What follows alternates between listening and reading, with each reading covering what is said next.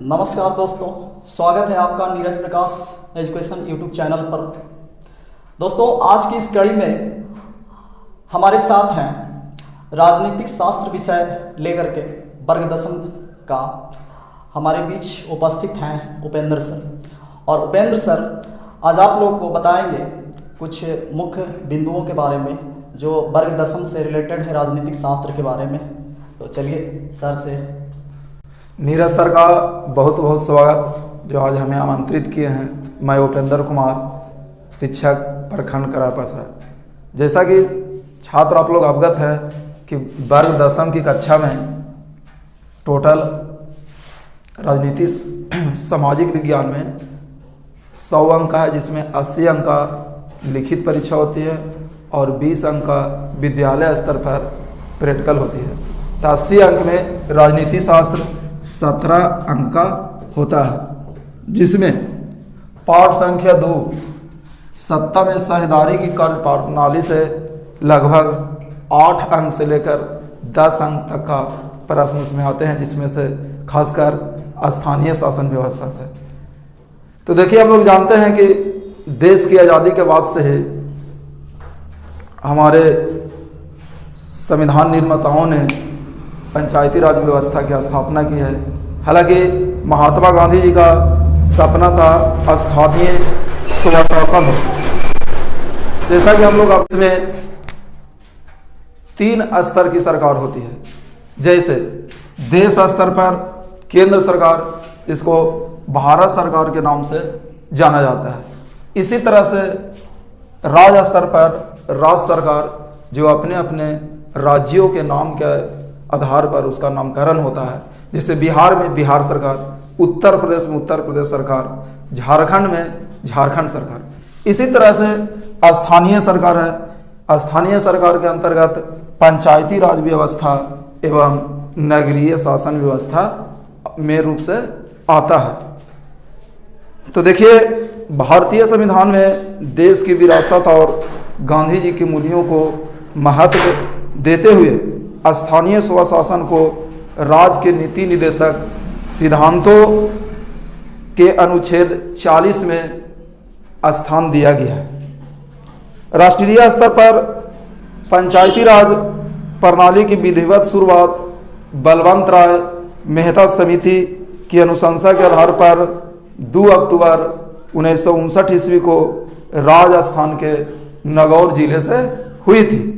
इसी तरह 1959 ईस्वी में ही आंध्र प्रदेश में पंचायती राज व्यवस्था लागू की गई। इसके बाद देश के अन्य राज्यों में भी पंचायती राज संस्थाओं की स्थापना होने लगी। बलवंत राय मेहता समिति ने पंचायती व्यवस्था को त्रिस्तरीय बताए हैं, त्रिस्तरीय करने का सुझाव दिए हैं।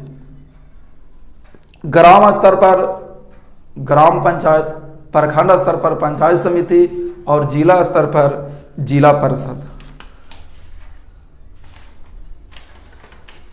चूंकि स्थानीय स्वशासन भारतीय संविधान में राज्य का विषय दिया गया है, स्थानीय सरकार का चुनाव कराना यह राज्य सरकार की जिम्मेदारी है। राज्य सरकार चाहे ईवीएम मशीन से करा सकती है, बैलेट पेपर से करा सकती है, या दलगत आधार पर भी पंचायती राज व्यवस्था एवं स्थानीय निकाय का चुनाव करा सकती है। इसके लिए राज्य सरकार स्वतंत्र है।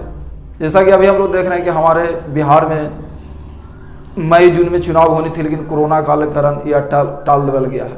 तो चुनाव कराना, जबकि हमारे बगल का राज्य उत्तर प्रदेश में चुनाव संपन्न हो गया। यानी कहने का मतलब है कि स्थानीय सरकार का चुनाव करवाना पूर्णतः राज्य सरकार की जिम्मेवारी होती है और राज्य सरकार ही करती है।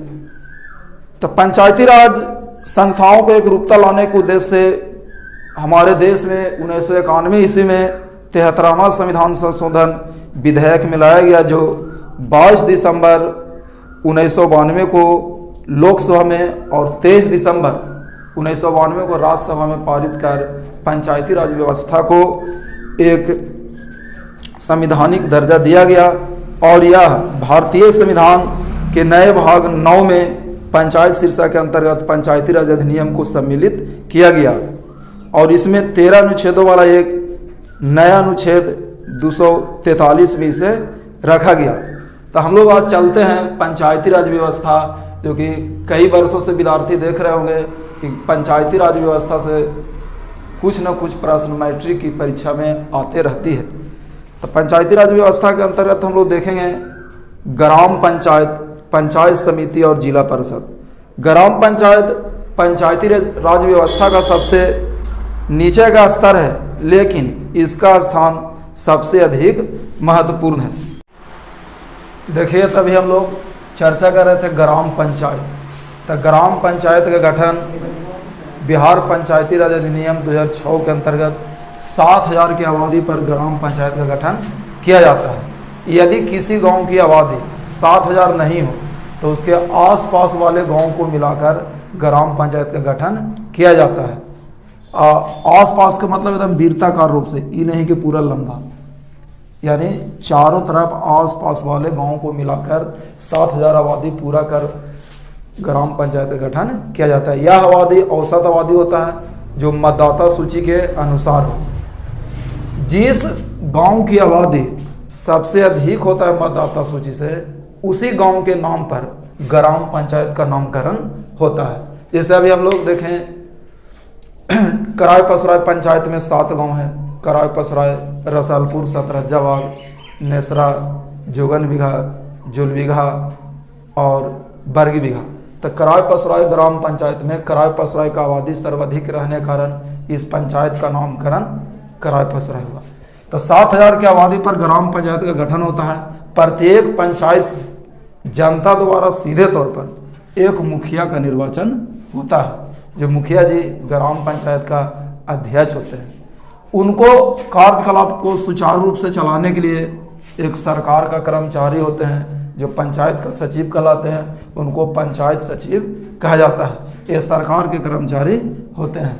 मुखिया जी को सहयोग देने के लिए एक उप मुखिया होते हैं जो वार्ड सदस्यों में से चुने जाते हैं। बिहार में 500 की आबादी पर एक वार्ड सदस्य का चुनाव होता है, जो जनता सीधे तौर पर निर्वाचन में भाग लेती है, और वार्ड सदस्यों में से ही एक उप मुखिया चुने जाते हैं, जो मुखिया जी को कार्यकलाप में सहयोग प्रदान करते हैं।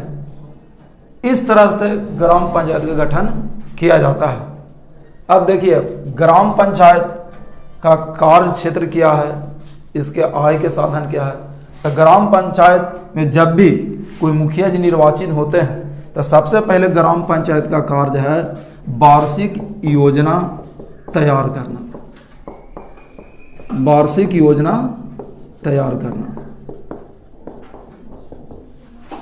ग्राम पंचायत में नवनिर्वाचित मुखिया जी अपने सभी मतदाताओं को एक निश्चित स्थान पर, खासकर ग्राम पंचायत का जो अपना भवन होता है, या जहां नहीं भी है तो कोई सार्वजनिक स्थान पर बुला करके अपने ग्राम पंचायत का वार्षिक योजना तैयार करते हैं। इसमें उस पंचायत के सभी मतदाता भाग लेते हैं और अपनी अपनी योजनाओं को लिखाते हैं।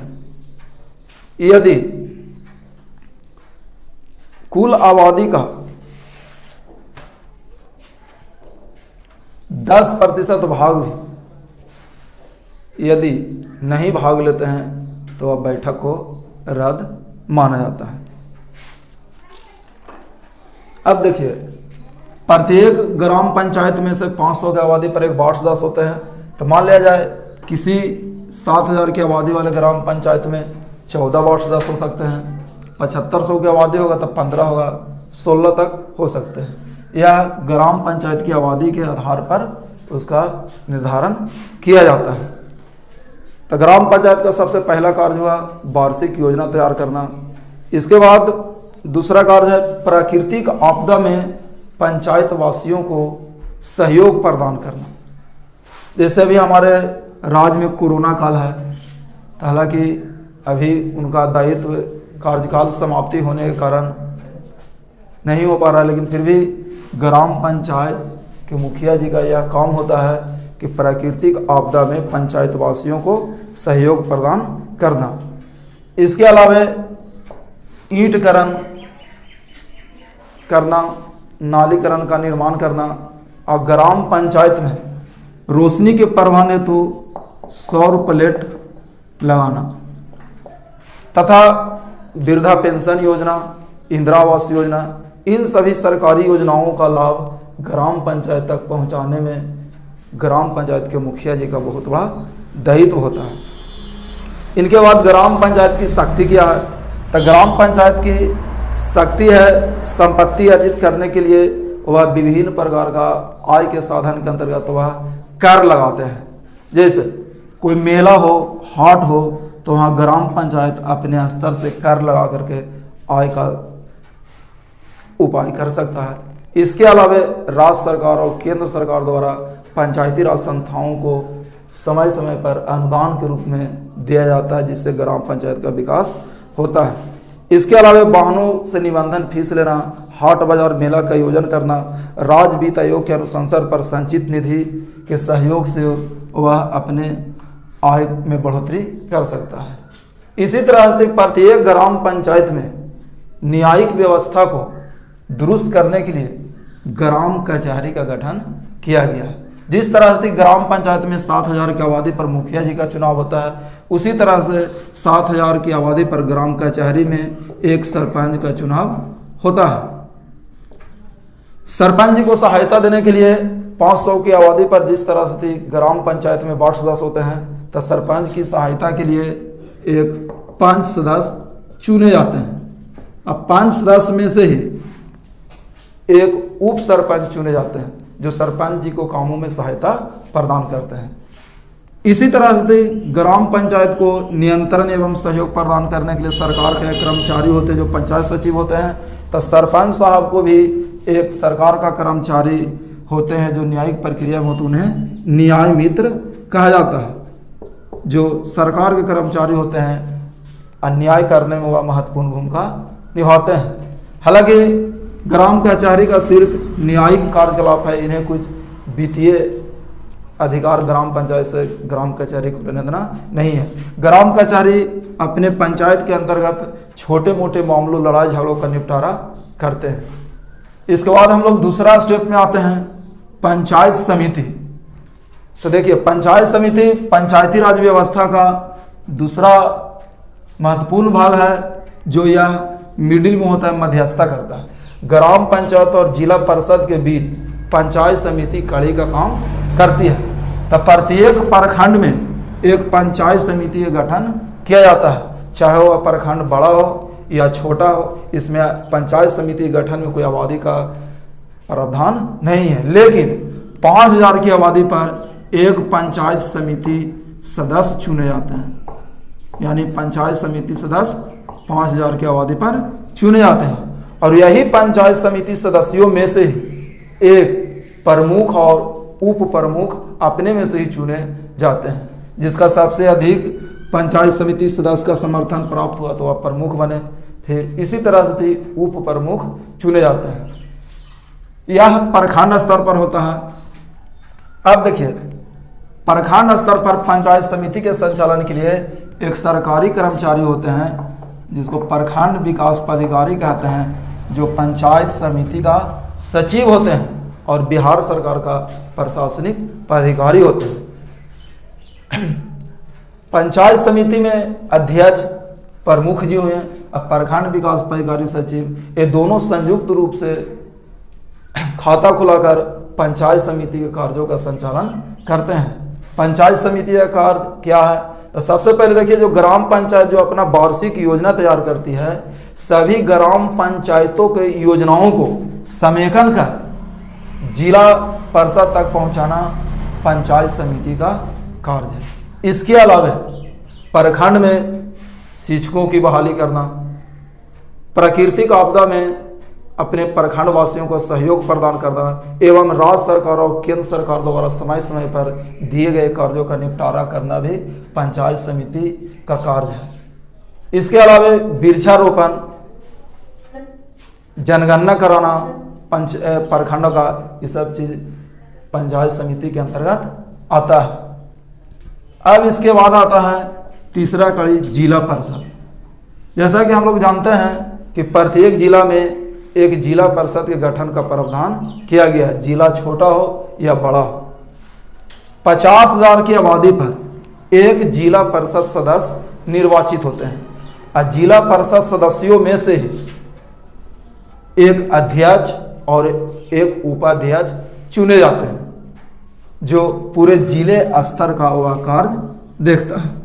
जिला परिषद में कई एक समिति होती है जो जिले का कमेटी को गठन कर अलग अलग विभिन्न समितियों के माध्यम से कार्यालय का निरीक्षण किया जाता है। जैसे शिक्षा समिति, तो जिले के अंतर्गत जितने भी विद्यालय है, प्राइमरी, मध्य, कॉलेज, सभी का शिक्षा समिति अपने कार्यों के लिए सहयोग प्रदान करती है, निरीक्षण कर सकती है, बजट तैयार करती है शिक्षा के संबंधित। इसी तरह से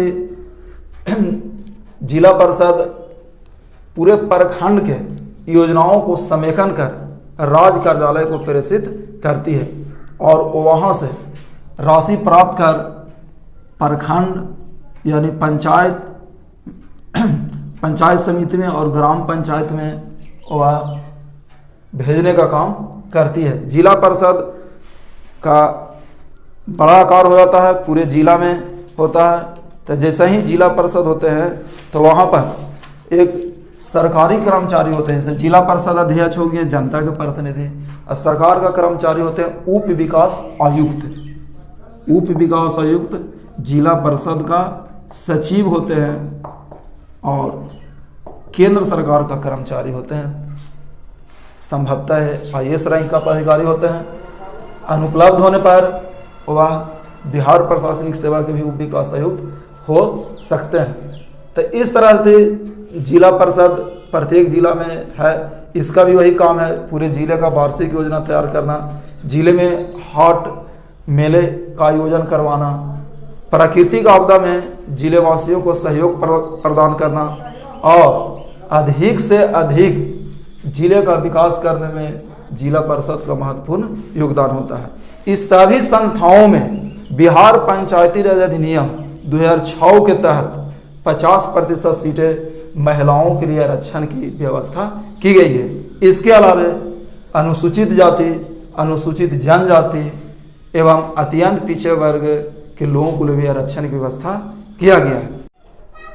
चलिए, हम लोग अभी देख रहे थे लोकतंत्र में जनता और सरकार दोनों मिलकर शासन चलाती है। जैसे हम लोग देखेंगे देश स्तर पर केंद्र सरकार है तो सरकार का आदमी राष्ट्रपति होते हैं, जनता का आदमी प्रधानमंत्री होते हैं। उसी तरह से हम लोग राज्य में आए तो राज्य स्तर में केंद्र सरकार यानी राष्ट्रपति का एजेंट राज्यपाल होते हैं जो सरकार का आदमी होते हैं, जबकि मुख्यमंत्री जनता के आदमी होते हैं। उसी तरह से जिला स्तर पर जिले का सबसे बड़ा पदाधिकारी जिला पदाधिकारी होते हैं और पंचायती राज व्यवस्था को देख रेख के लिए उप विकास आयुक्त होते हैं और जनता का आदमी जिला परिषद अध्यक्ष होते हैं। प्रखंड स्तर पर देखा जाए तो प्रखंड विकास पदाधिकारी यानी BDO साहब सरकार के कर्मचारी होते हैं और प्रमुख जनता के आदमी होते हैं। उसी तरह से पंचायत स्तर पर पंचायत सचिव सरकार का आदमी हैं और मुखिया जनता का आदमी है। तो जबकि सरकारी कर्मचारियों का एक सेवानिवृत्ति होता है, लेकिन पंचायती राज व्यवस्था में सभी का कार्यकाल 5 वर्षों तक है। लेकिन इससे पहले भी कोई भी मुखिया, वार्ड सदस्य, जिला परिषद सदस्य या प्रमुख लिखित आवेदन देकर जिला पंचायती राज पदाधिकारी को आवेदन देकर वह अपने पद से स्वेच्छा से हट सकते हैं। ये पहला नियम हुआ। दूसरा नियम है, यदि पंचायती राज अधिनियम के अनुसार वो वे कार्य अपने ग्राम पंचायत में नहीं करते हैं तो 2/3 बहुमत से उन्हें हटाया जा सकता है। इस तरह से इनको हटाने का प्रावधान रखा गया है। सभी में हम लोग पुनः एक बार बताते हैं, ग्राम पंचायत, पंचायत समिति और जिला परिषद में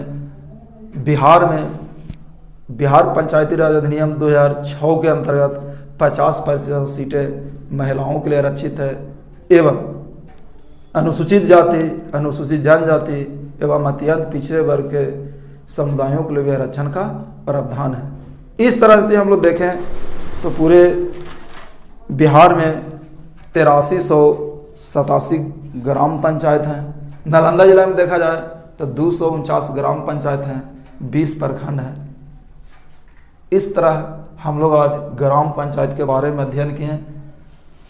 और नीरज सर हमको जितना समय दिए इसके लिए इनको बहुत बहुत धन्यवाद। विद्यार्थी फिर हम लोग अगले एपिसोड में फिर नगरीय व्यवस्था में मिलेंगे। तब तक के लिए धन्यवाद, नमस्कार। अगला अंक बहुत जल्द ही आपको फिर मिलेगा इसके आगे। और अगर चैनल अभी तक सब्सक्राइब नहीं किए तो सब्सक्राइब जरूर कर लें।